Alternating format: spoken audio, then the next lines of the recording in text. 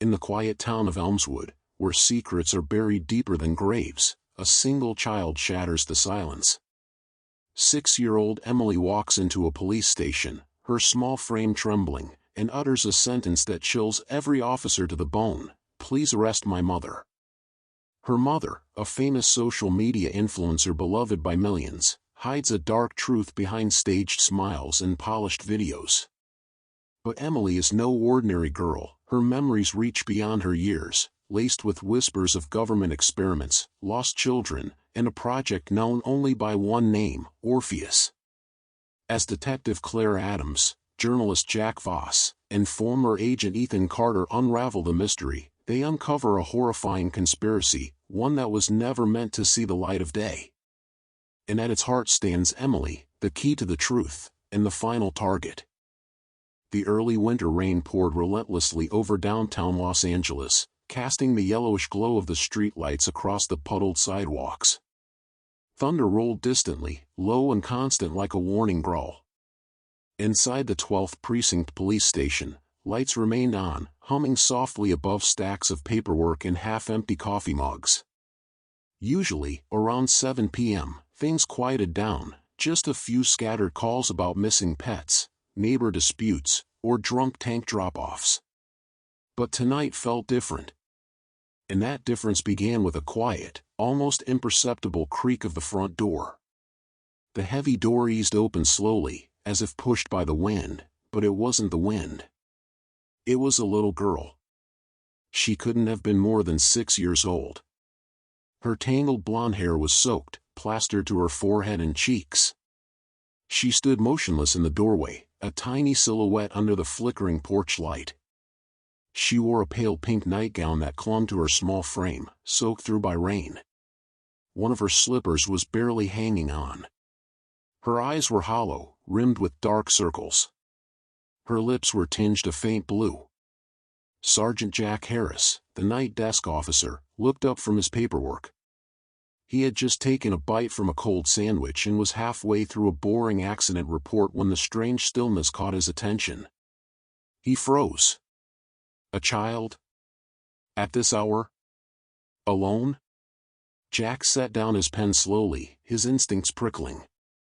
"Sweetheart, are you lost?" he asked gently, rising to his feet. The girl didn't answer. She just looked at him, long and hard, like she was trying to decide if he was real or if she was safe.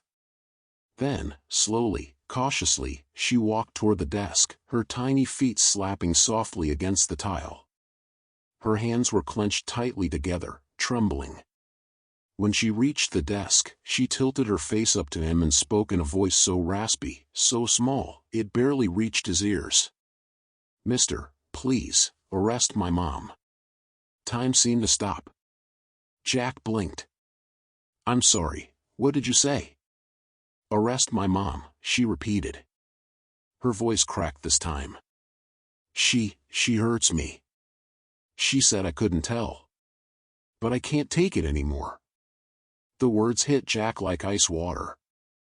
He looked closely at the girl now, really looked. Her thin wrists were marked with faint bruises. Scratches lined her legs. No adult had followed her in. No car was idling outside. No one was calling for her. She had come alone. In the rain. In the dark. He knelt slowly in front of her. "What's your name?" "Emily." "And your mom?" "What's her name, Emily?" The girl hesitated. Then, in barely a whisper, she answered. "Jessica. Jessica Carter." Jack's blood went cold. Jessica Carter. The name wasn't just familiar, it was famous. Jessica Carter was one of the most well-known social media influencers in the country. Millions of followers. Daily videos of her smiling face, tutorials on gentle parenting, soft pastel backdrops, perfectly curated family moments. She was the internet's model mom, a branding queen of motherhood and kindness. And this girl, this wet, shivering, haunted little girl, was her daughter. Jack stood up sharply and signaled to Officer Daniels at the back of the room. Get CPS on the line. Now. And lock the front door. He turned back to Emily, keeping his voice calm. You must be cold. Would you like a blanket? She nodded slightly, her eyes filling with tears. Jack led her gently to the staff break room, wrapped her in a warm towel, and handed her a cup of cocoa someone had left untouched. The moment she held it, her little fingers stopped trembling, for a second. But her eyes didn't stop scanning the room, as if still waiting for something, or someone, to come for her. Meanwhile, the precinct buzzed into action. Jessica Carter. If what this girl was saying was even half true, it wouldn't just be a case of abuse, it would be a public earthquake. A scandal that could ripple through media, sponsorships, and public trust. But Jack didn't care about the headlines. He cared about the girl in the towel who had walked herself into the storm because staying home was worse. But Emily hadn't told them everything yet. And the truth was far darker than Jack, or anyone, could imagine. The rain outside had slowed to a whisper, but inside the precinct, the atmosphere thickened with tension. Sergeant Jack Harris stood near the observation window, arms folded, watching through the one-way glass as Emily sat curled up on the leather couch in the interview room. She clutched a police-issued teddy bear so tightly its stitched eye looked close to popping off. Her cocoa sat untouched on the table beside her. Her eyes kept darting to the door, as if any moment it might swing open and her mother would come storming through. Jack wasn't alone. Beside him stood Detective Claire Monroe from Special Victims. She was one of the best, sharp eyes, sharper instincts. She had seen a lot in her 12 years on the job. But something about this case was already gnawing at her. She's terrified, Claire said quietly. Not nervous. Not confused. Terrified. That's trauma. Not exaggeration. Jack nodded. I've got CPS en route. But we need to move carefully. The name she gave, Jessica Carter.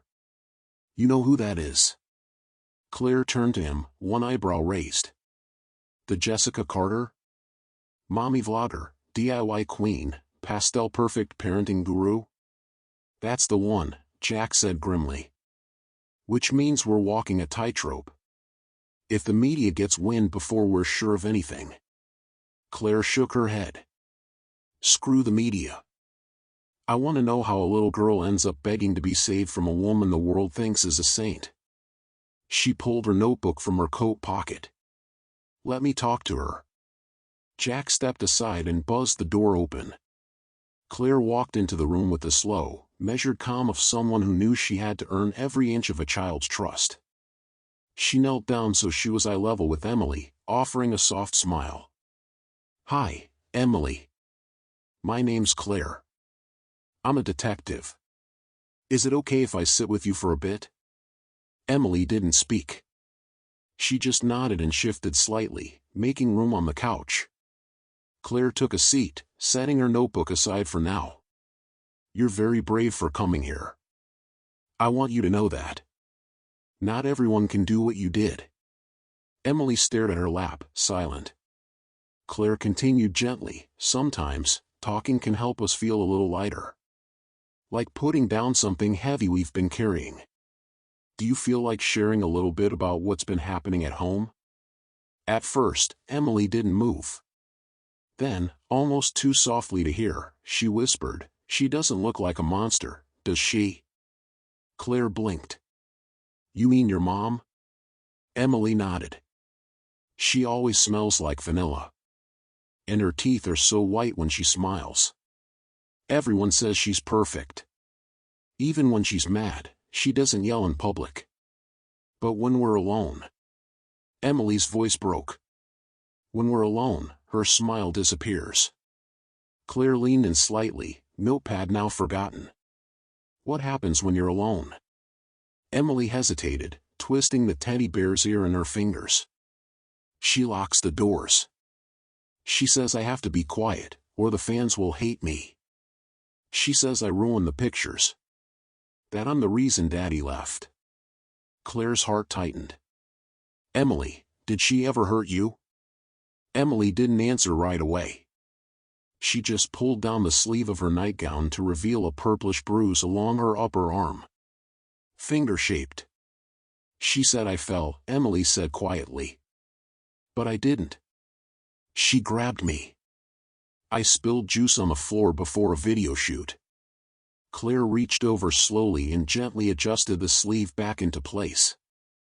Thank you for telling me. Emily looked up suddenly.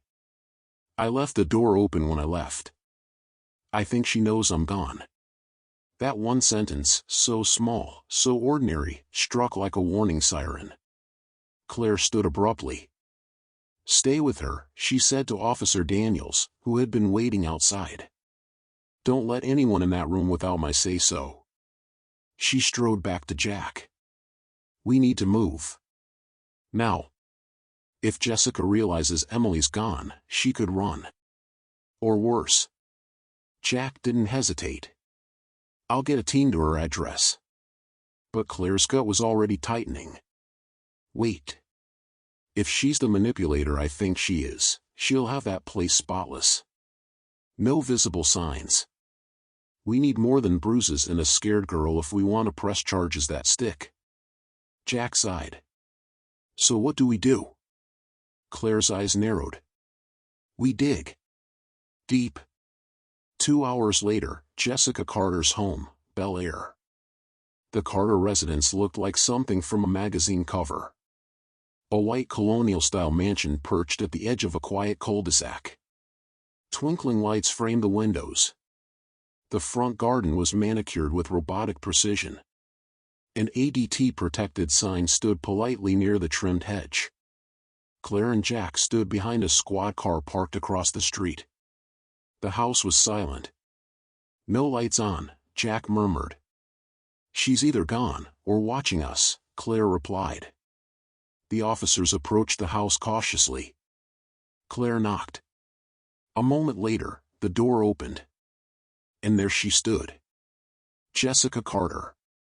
She looked exactly like her photos, glowing skin, glossy hair pulled back in a loose bun, wearing a soft lavender cardigan and yoga pants. She gave them a warm, practiced smile, one hand still on the doorknob. Officers, she said in a sweet tone. Is something wrong?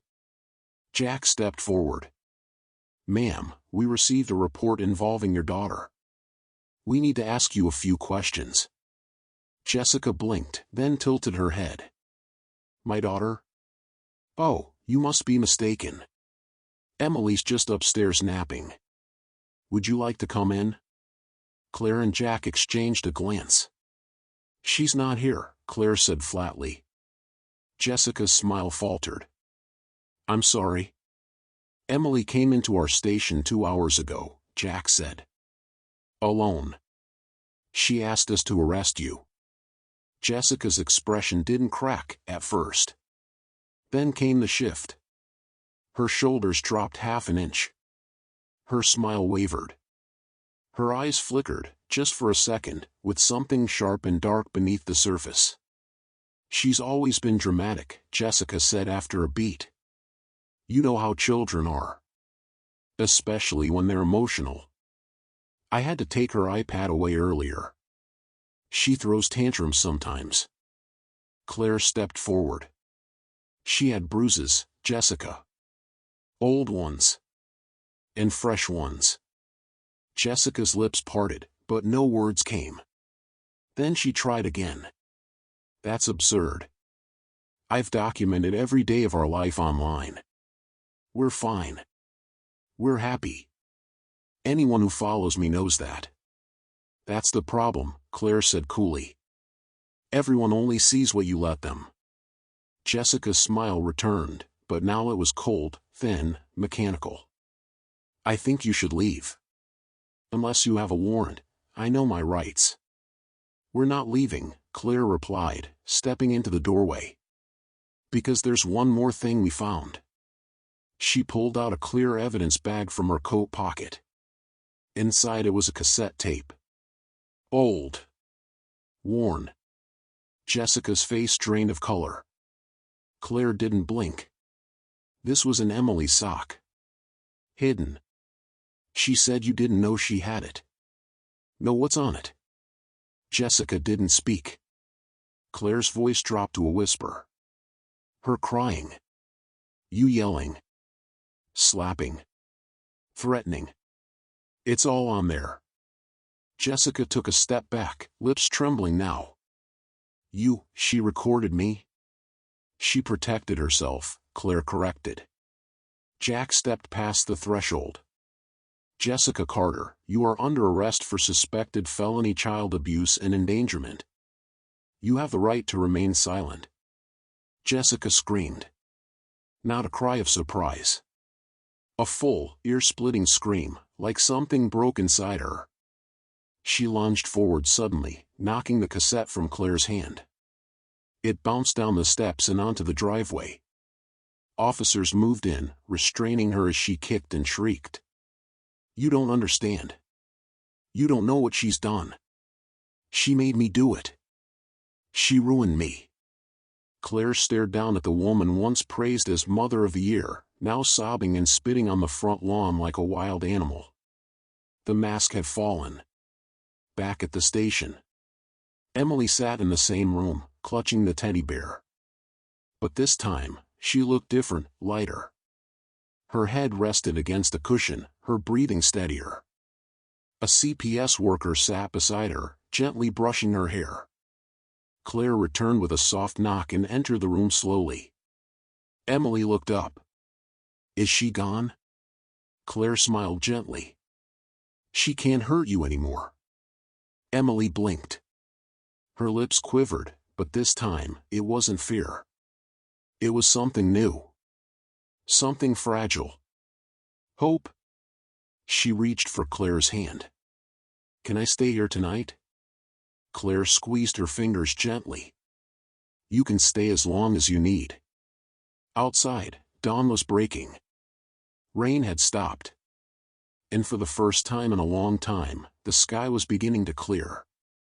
Morning sunlight pierced the clouds, casting golden lines through the blinds of Detective Claire Monroe's office. Yet the warmth did little to thaw the chill still gripping the station. Claire sat at her desk, replaying the cassette tape for the 5th time. You ruined it. You think anyone would love a brat like you? You're lucky I haven't left you at a shelter. Smack. A cry. Silence. Her jaw tightened. Each time she listened, it hit her harder. Emily hadn't just survived abuse, she'd survived erasure.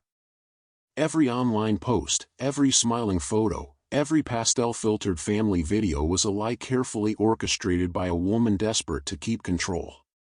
Claire shut off the player. She couldn't listen again. Not yet. A soft knock on the door pulled her back. It was Ethan, a young analyst with the digital forensics team. He stepped in, a laptop tucked under his arm and a curious frown on his face. You asked me to dig into Jessica Carter's media history, he said. Claire motioned him in.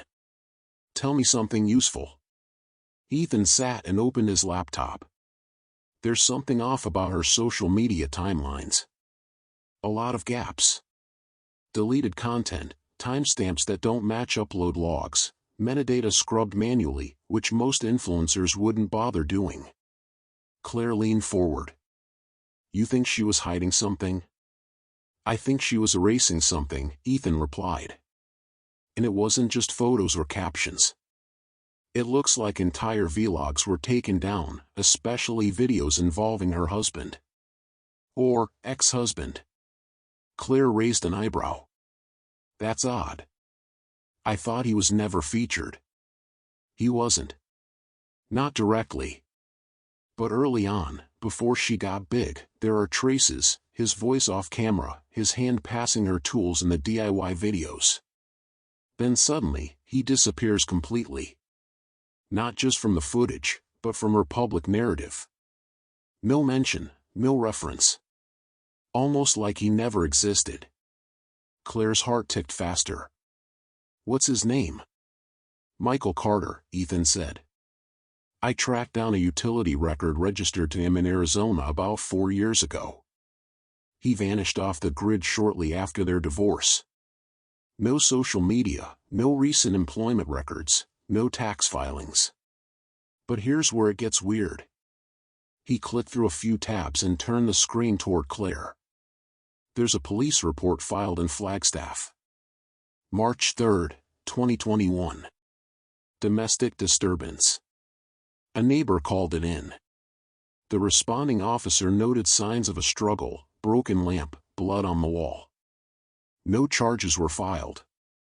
But guess who the responding officer was? Claire squinted at the report. Her eyes widened. Sergeant Daniel Hart. Ethan nodded grimly.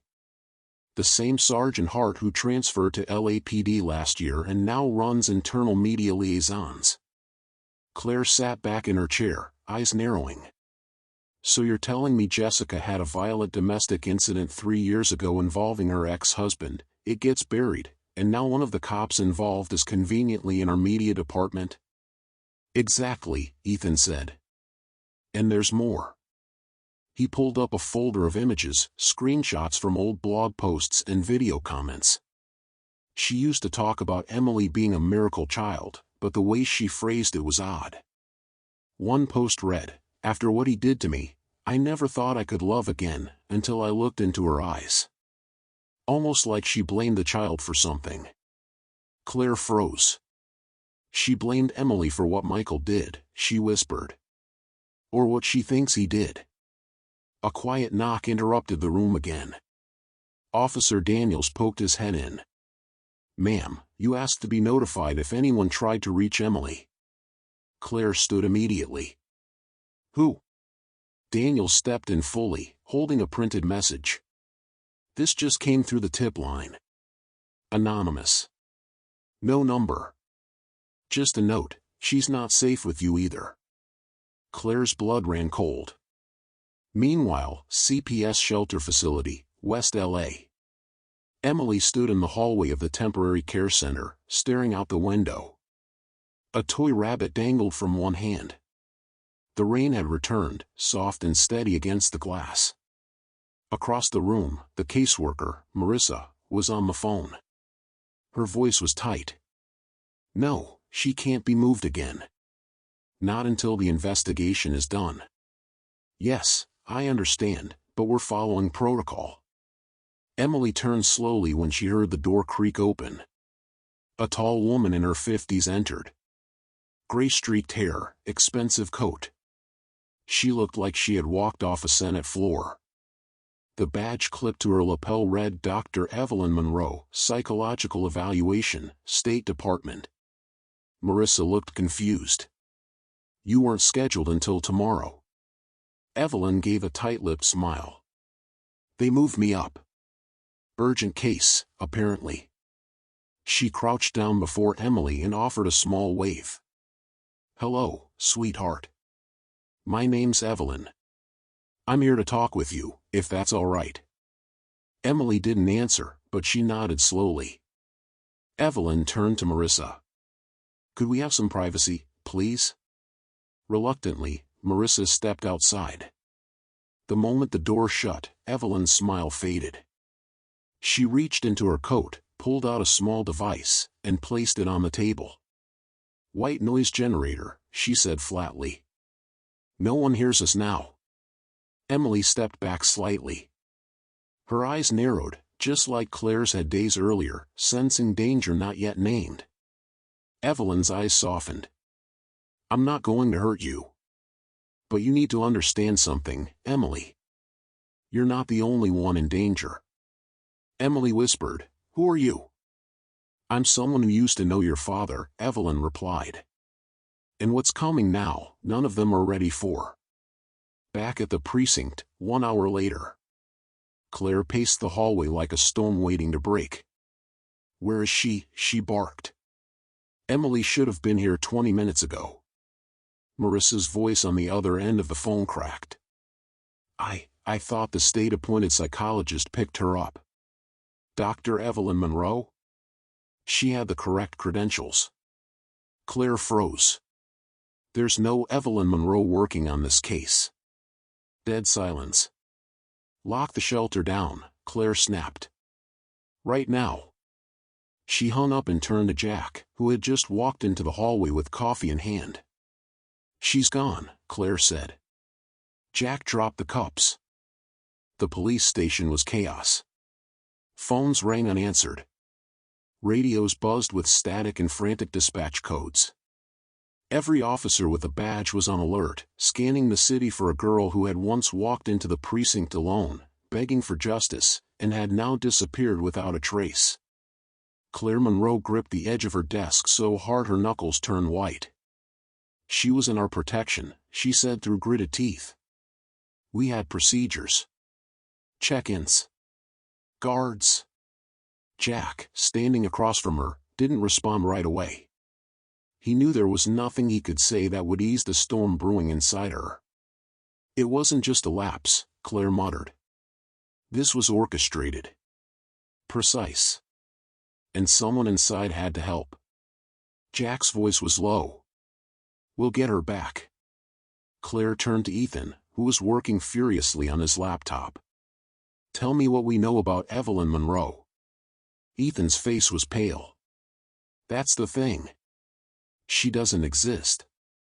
The badge was a fake, high quality, but the serial number matches a real psych examiner who died 2 years ago in a car accident. Everything about her was fabricated. Surveillance? Jack asked. Ethan nodded grimly. She was smart. Blocked or disabled every camera in the building's west wing. She must have known the floor plan. Used a short-range EMP to knock out the shelter's wireless for 15 minutes. Just long enough to take the girl and vanish. Claire's stomach twisted. And you said she claimed to know Emily's father? Ethan hesitated, then pulled up another screen. I dug deeper into Michael Carter's records. The domestic violence report in Flagstaff was the tip of the iceberg. There was another case filed under seal, sealed so tightly it's barely a whisper in the system. It involved child custody, psychological instability, and something else, a government non-disclosure tag. Claire's brow furrowed. What kind of tag? Operation Indigo, Ethan said. Classified, even to internal systems. Claire stepped back. You're saying Emily's father was involved in black-level intelligence? Ethan nodded. Or worse, he was the project. Somewhere in Los Angeles, unknown location. Emily sat quietly in the back of a black SUV, her small hands gripping the worn ears of her stuffed rabbit. The woman beside her, the one calling herself Evelyn, drove without speaking, eyes fixed on the road ahead. Her features were unreadable. No makeup. No emotion. Just silence, carved into every line on her face. Emily finally whispered, Where are you taking me? Evelyn didn't look at her. Someplace safe. For now. You lied. I did, Evelyn replied. Because the truth would have terrified you. Emily looked down. I'm already scared. A beat passed. You should be, Evelyn said. Emily turned her head slightly. Do you know my daddy? Evelyn tightened her grip on the steering wheel. Yes. And if you're anything like him, then everything that's happened so far, the beatings, the cameras, the lies, was just the beginning. Emily frowned. What do you mean? Evelyn finally glanced at her, her eyes sharp. Because you're not just a victim, Emily. You're a target. Back at LAPD headquarters, 6 hours missing. Claire stood in front of a whiteboard cluttered with notes, timelines, and digital screenshots. She stared at the web of threads, trying to find the one that made it all unravel. Jessica Carter, now sitting in a solitary holding cell, had refused to talk. Not a word.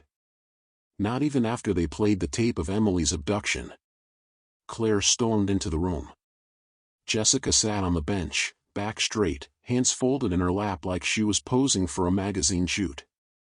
She didn't look up. You lied to everyone, Claire said, stepping forward. But you're not in front of your camera anymore, Jessica. No one's going to edit your face or soften your voice. Jessica's smile was chilling. And yet, here I am. Still getting all your attention. Claire leaned over the table. Your daughter has been kidnapped by someone who claimed to know your ex-husband. Tell me who Evelyn Monroe is. Jessica's expression cracked, just for a moment. A flicker of fear. Then she whispered, I knew she'd come back. Claire's eyes narrowed. Who is she? Jessica swallowed hard. She worked for them. For the same people who took Michael. I tried to tell them I wanted out. That I didn't want Emily used in their experiments. That's when they started watching us. That's when Michael disappeared. Claire froze. What experiments? Jessica looked up at her with glassy eyes. They were going to use her mind. Not in the future, now. She's not like other kids. Not since she was born. Claire slowly sat down. What do you mean? Jessica's voice cracked. She hears things. Voices in the walls. People who aren't there. She started drawing rooms she'd never seen. Places we hadn't been. One night, I woke up and she was sleepwalking, whispering my father's name. He'd been dead 10 years. Claire felt a chill crawl down her spine. I thought I could hide her in plain sight, Jessica whispered. Make her normal. Turn her into a product. A smiling child star on YouTube. If I controlled the story, maybe they'd lose interest. But they didn't, Claire said softly. No, Jessica replied. They waited. Somewhere underground, the safe house. The SUV stopped. Emily was led through a steel door, past silent corridors lit only by red emergency lights, and into a room lined with old TVs, maps, and files. Evelyn motioned for her to sit. You remember dreams? Evelyn asked. Emily nodded. Sometimes. Have you dreamed of a house on fire? Emily froze. Yes, she whispered. And a boy calling your name? Emily nodded slowly. He's trapped. I try to help, but the door won't open. Evelyn placed a file on the table. That's not a dream. Emily looked at the papers. They were faded photos, hospital scans, brainwave readings. Evelyn pointed to one scan. This is you, age 2. You showed advanced pattern recognition, sensory perception beyond typical development, and episodes of shared memory hallucination. You accessed information from minds around you, feelings, experiences, even suppressed memories. Emily looked up. Is that bad? Evelyn exhaled. No, Emily. It's dangerous. The screen behind them flickered. An old video began to play. Michael Carter stood on a grainy camcorder, holding a baby, Emily. He was crying. They want to break her, he said. To see how much her mind can hold. She's the key to everything. If you're seeing this, I failed to protect her. Evelyn turned off the video. He tried to save you. So did I. But we were outnumbered. Outfunded. Now you're the last link. Emily whispered, to what? Evelyn's voice was barely audible. To a weapon they've been building for years. A weapon born from memory. Emotion. Trauma. Emily hugged the stuffed rabbit tight. I don't want to be a weapon, she said. Evelyn leaned forward. Then you need to fight. Back at the station. Ethan burst into Claire's office, breathless. We found her. Claire stood immediately. Where? Not her. Jessica's phone. Ethan held up a GPS map. We cracked her backup cloud. One of the saved locations was pinged 2 weeks ago. An old broadcasting station on the edge of the city. Abandoned since the late 90s. But I just got thermal activity, someone's using it again. Claire grabbed her badge and gun. Assemble a team. Jack joined her at the door. What if it's a trap? Claire's voice was cold. Then let's spring it. The road to the abandoned broadcasting station wound like a scar through the forested outskirts of Los Angeles. Trees loomed on either side, twisted like sentinels watching from the dark. Rain pelted the windshield in erratic bursts, and thunder rumbled overhead like a war drum. Claire gripped the steering wheel tightly, her jaw clenched. Beside her, Jack loaded a fresh magazine into his pistol, checking the safety twice before holstering it. Ethan sat in the back, his laptop open, tracking thermal signatures and data feeds. The signal had gone dark 30 minutes earlier. This place, Ethan muttered, used to beam propaganda broadcasts during the Cold War. Officially decommissioned in '97. But someone's been running power out here since last month. Black market generators. Encrypted signals. Someone's built a fortress inside a ghost. Claire kept her eyes on the road. Then let's bring it down. They reached the edge of the clearing and killed the headlights. The building loomed ahead, a brutalist concrete shell with a collapsed antenna rising like a jagged spine into the stormy sky. Cracked windows. Overgrown weeds. A grave for forgotten broadcasts. But deep inside, someone was still listening. Jack raised his night vision binoculars. 3 heat signatures near the northeast entrance. Armed. Military formation. They're not amateurs. Claire spoke into her radio. Team Bravo, you have eyes? A static-laced reply, in position. Awaiting breach signal. On 3, Claire whispered. 1, 2. They moved like shadows. Bravo team swept in from the east, weapons drawn. Claire and Jack circled to the rear, slipping through a rusted service hatch into a maze of concrete corridors. The walls were damp, mold-infested. Somewhere in the distance, faint electrical humming echoed through the dark. Claire's earpiece buzzed. Movement. South stairwell. 1 target. Looks like a child. Claire froze. Emily? Can't confirm, she disappeared into the sublevel. We're tracking. Jack nodded toward a maintenance ladder. Sublevel access here. Claire didn't hesitate. She climbed down into the belly of the building. Sublevel 3, the vault. Emily sat alone in a glass-walled chamber, lit by soft blue light. Her stuffed rabbit sat in her lap, its ear clutched tightly in her hand. A monitor embedded in the wall pulsed with brainwave activity. Evelyn stood on the other side of the glass, watching. I told you I wouldn't hurt you, she said gently. Emily nodded, but her voice was quiet. Then why won't you let me leave? Evelyn hesitated. Because if you go out there now, they'll find you. And next time, they won't ask questions. They'll cut you open and call it science. I don't understand, Emily whispered. I just want to go home. There's no home anymore, Evelyn said. Only truth. She pressed a button on the wall. The chamber lights dimmed. Do you know what Project Orpheus is? Emily shook her head. It's not just a science program. It's a key. A way to weaponize human memory. Your brain doesn't forget like ours does. You absorb everything, pain, joy, fear, and you relive it, perfectly, every time. Evelyn tapped a screen, pulling up images, children in hospital beds, eyes vacant. Surgeons in shadow. Files marked top secret, Orpheus Alpha trials.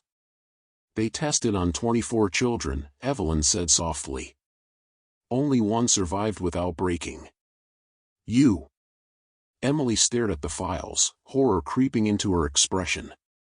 Evelyn's voice trembled. You were supposed to be erased from the program after your father ran. Jessica hid you in plain sight, but we always knew where you were. The only thing that kept them away was fear, fear of what you might become if someone activated your full potential. Activated? Emily's voice cracked. I'm not a weapon. Evelyn met her eyes.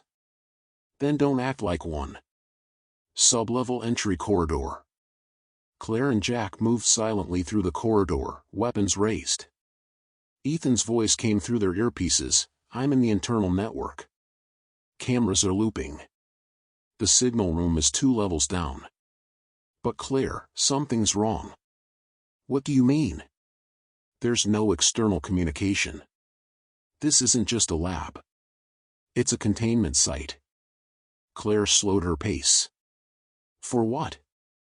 I don't know, Ethan replied. But whatever it is, they're afraid of it escaping. As if on cue, a high-pitched screech echoed down the corridor. Metal grinding. A scream, distant, but human. Jack raised his weapon. That wasn't Emily. Claire's voice was cold. Let's find her before whatever that was finds us. Inside the vault. The floor beneath Emily's chair began to tremble.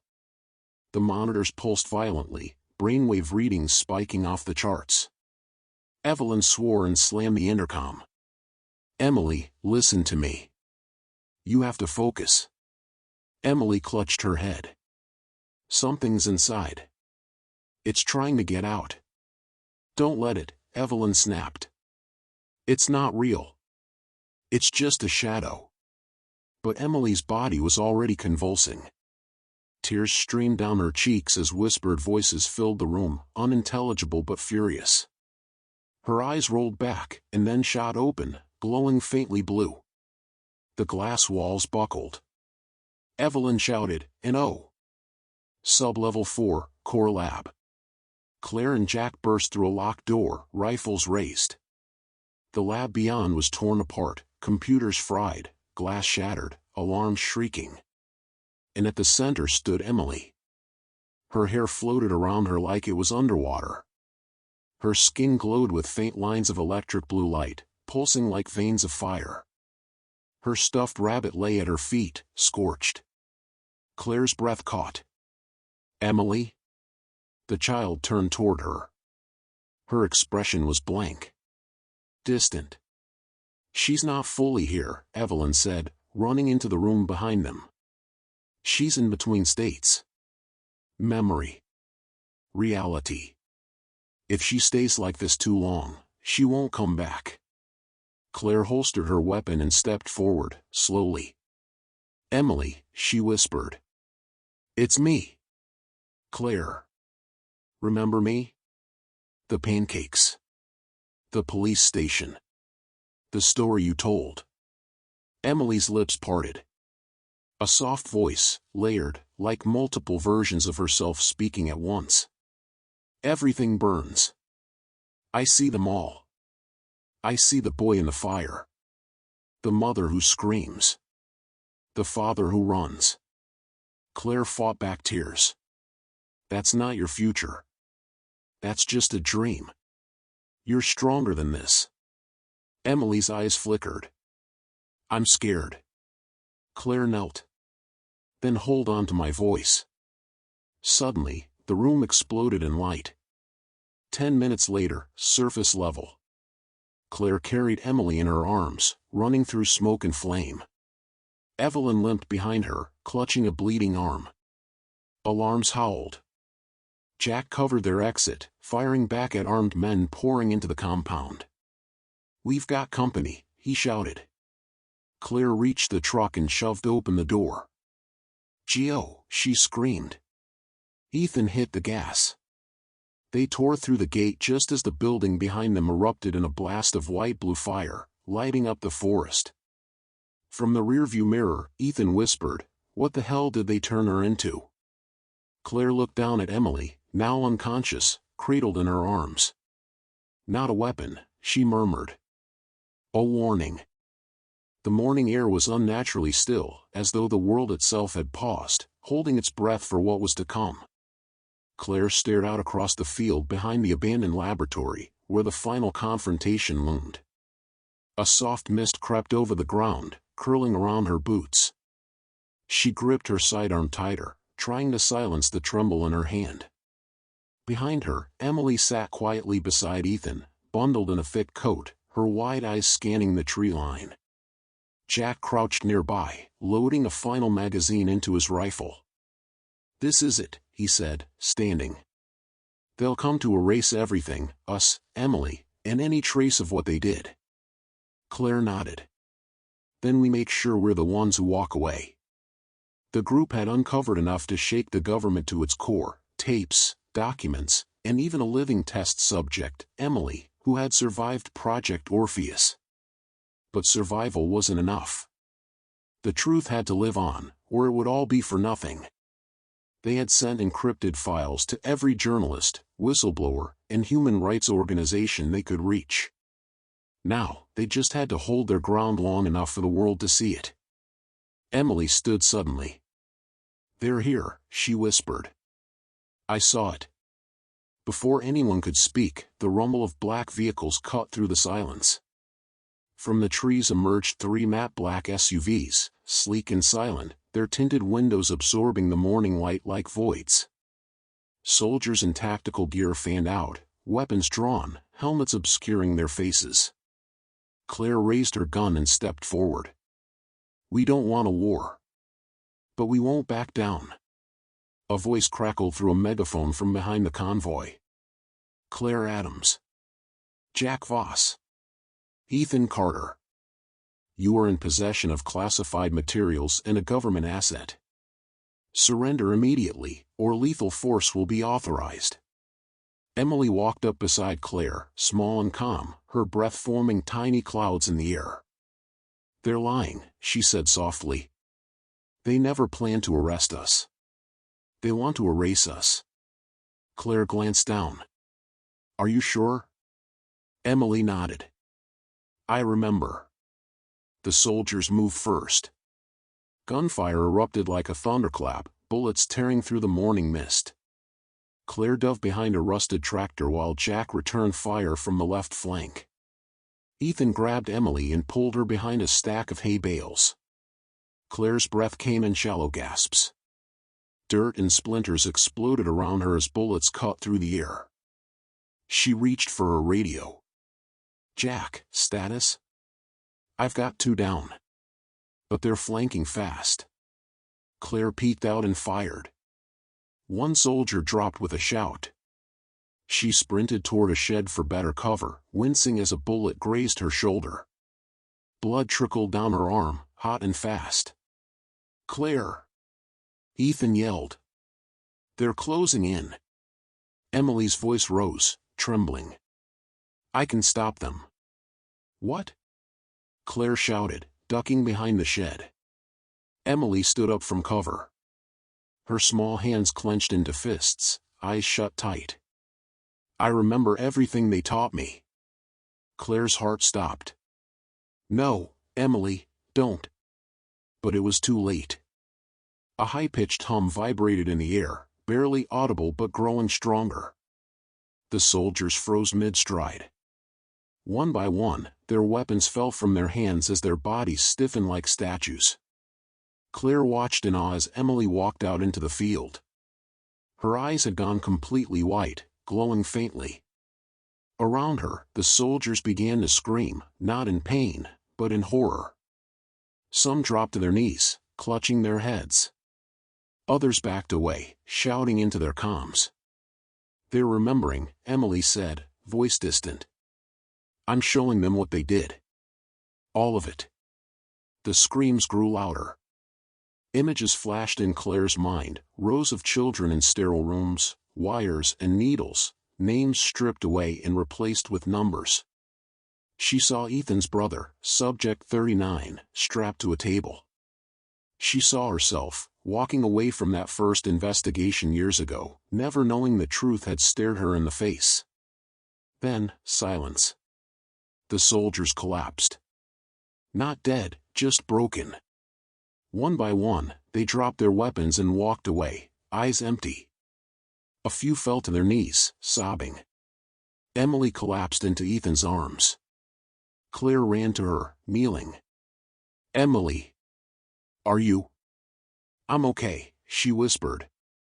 But I can't do it again. It's too much. Jack approached, limping, blood on his temple. What the hell was that? Claire helped Emily sit up. She gave them back their memories. The truth.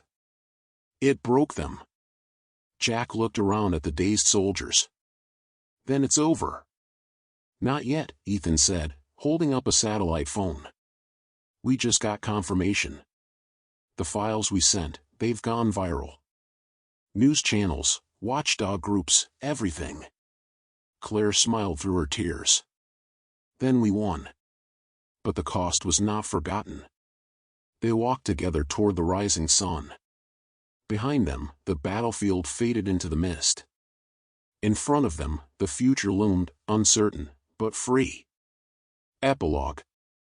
6 months later. Claire sat at the witness stand in a packed courtroom, cameras flashing, reporters scribbling notes. Project Orpheus had become the nation's reckoning. Generals, politicians, and scientists had been subpoenaed. The world had finally seen what was hidden. Emily, now living under protection, was receiving counseling and education. She laughed more. Drew pictures. Sang quietly when she thought no one was listening. Claire finished her testimony. The courtroom fell silent. I failed her once, she said. But not again. No child should be used like that. No government should get away with it. And now they won't. Applause erupted. The judge banged her gavel. Justice was still being shaped, but it had begun. Outside, Claire found Jack and Ethan waiting. They stood together in the sunlight. For the first time in a long time, the future felt real. Emily ran up to them, smiling. Can we go home now? Claire nodded, wrapping her arms around her. Yes, she whispered. Let's go home. The truth has been exposed. Project Orpheus, once shrouded in secrecy and silence, now burns under the public eye. Those responsible face justice, and the world awakens to the horror it allowed to grow unnoticed. But for Emily, the scars remain, etched in memory, woven into her past. Yet with Claire, Jack, and Ethan by her side, she walks into a new life, no longer a subject or a victim, but a survivor. Her voice, once ignored, now echoes louder than ever. And though the shadows still whisper, Emily knows one thing with certainty: they didn't break her. They only made her stronger.